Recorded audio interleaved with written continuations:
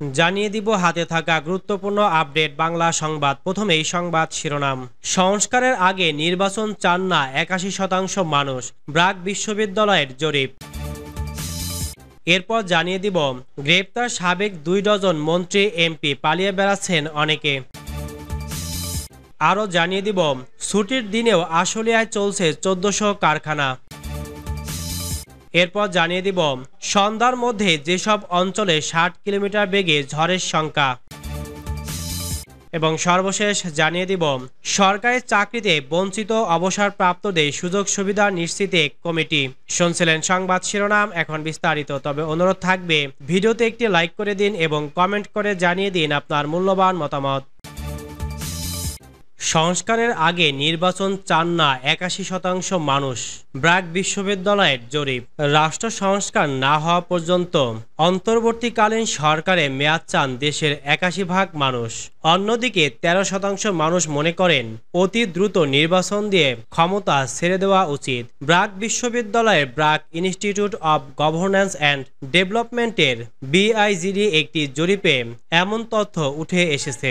Pulse survey ২০২৪ জনগণের মতামত, অভিজ্ঞতা ও প্রত্যাশা শীর্ষ জরিপটি গত ২২ আগস্ট থেকে ২ সেপ্টেম্বর করা হয়েছে।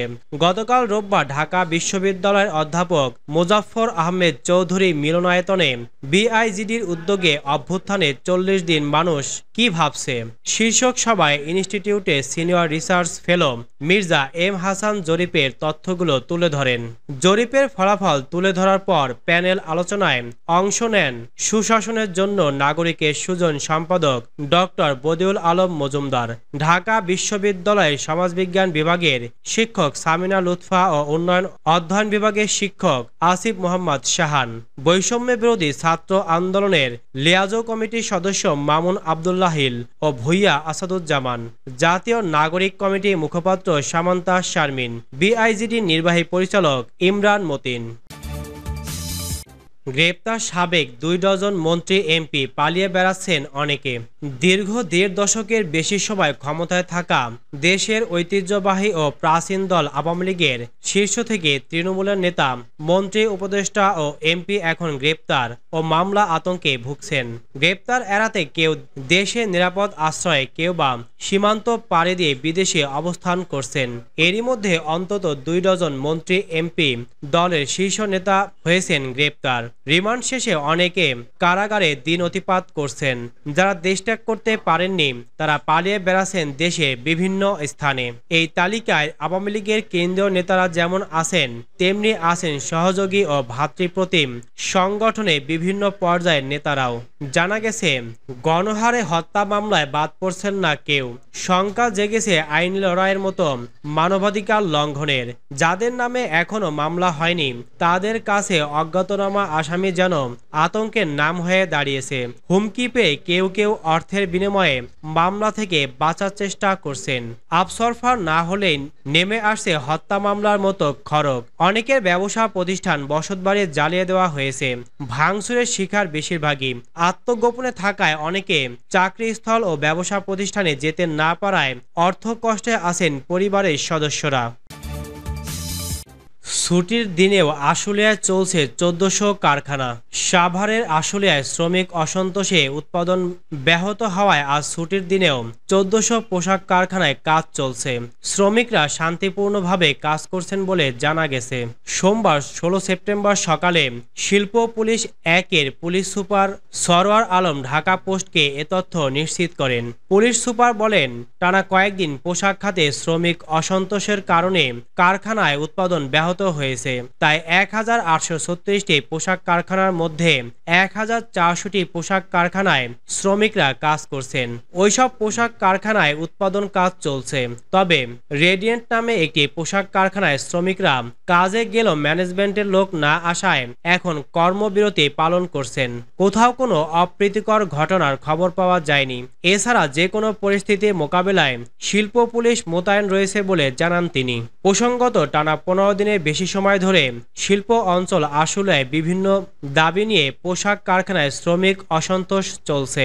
পরিস্থিতি নিয়ন্ত্রণে বাংলাদেশ পোশাক রপ্তানিকারক ও প্রস্তুতকারক সমিতি BGMEA কয়েক দফায় কারখানার মালিক সাংবাদিক, শ্রমিক, রাজনৈতিক ব্যক্তিদের নিয়ে বৈঠক ও শ্রমিক সমাবেশ করেছে। তবে গত সপ্তাহের তুলনায় এই শিল্প খাতে চলতি সপ্তাহে অবস্থার উন্নতি হয়েছে। সন্ধ্যার মধ্যে যেসব অঞ্চলে ৬০ কিলোমিটার বেগে ঝড়ের শঙ্কা। দেশের ৮ অঞ্চলের উপর দিয়ে ঘন্টায় সর্বোচ্চ ৬০ কিলোমিটার বেগে ঝড় ও বজ্রসহ বৃষ্টি হতে পারে বলে পূর্বাভাস দিয়েছে আবহাওয়া অফিস। তাই এসব এলাকার নদীবন্দরগুলোকে ১ নম্বর সতর্ক সংকেত দেখাতে বলা হয়েছে। সোমবার ১৬ সেপ্টেম্বর সন্ধ্যা ৬টা পর্যন্ত দেশের অভ্যন্তরীণ নদীবন্দরগুলোর জন্য দেওয়া এক সতর্ক বার্তায় এসব কথা জানানো হয়েছে। আবহাওয়াবিদ ডক্টর মোহাম্মদ আবুল কালাম মল্লিক স্বাক্ষরিত বিজ্ঞপ্তিতে বলা হয়েছে, যশোর, কুষ্টিয়া, খুলনা, বরিশাল, পটুয়াখালী, নোয়াখালী, কুমিল্লা এবং চট্টগ্রাম অঞ্চলের উপর দিয়ে দক্ষিণ অথবা দক্ষিণ পূর্ব দিক থেকে ঘন্টায় ৪৫ থেকে ৬০ কিলোমিটার বেগে অস্থায়ীভাবে দমকা অথবা ঝোড়ো হাওয়া বয়ে যেতে পারে। সে সঙ্গে বৃষ্টি অথবা বজ্রসহ বৃষ্টি হতে পারে। তাই এসব এলাকা নদীবন্দরগুলোকে ১ নম্বর সতর্ক সংকেত দেখাতে বলা হয়েছে। এদিকে আবহাওয়ার অপর এক বিজ্ঞপ্তিতে বলা হয়েছে, স্থল গভীর নিম্নচাপটি গাঙ্গে পশ্চিমবঙ্গ এবং তৎসংলগ্ন এলাকায় বিরাজমান রয়েছে। এটি পশ্চিম উত্তর পশ্চিম দিকে অগ্রসর হয়ে ক্রমান্বয়ে দুর্বল হতে পারে।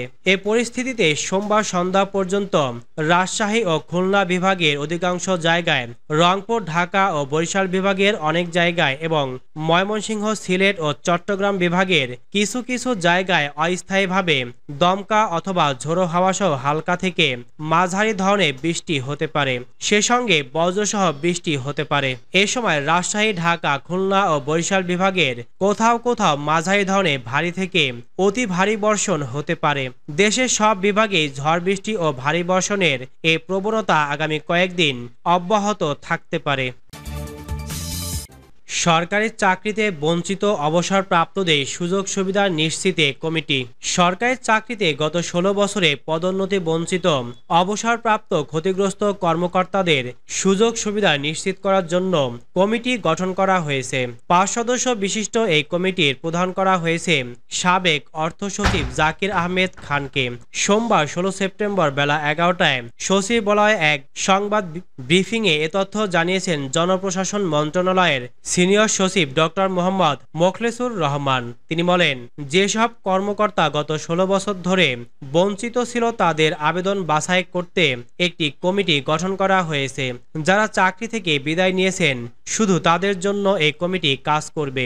যারা চাকরিতে আছেন তাদের জন্য নয়, তাদের সময় ৩ মাস। তিনি আরো বলেন, জনপ্রশাসন মন্ত্রিপরিষদ বিভাগ, আইন ও অর্থ মন্ত্রণালয় থেকে অতিরিক্ত সচিব পদমর্যাদার নিচে নয় এমন ৪ জনকে বাছাই কমিটিতে নেওয়া হবে।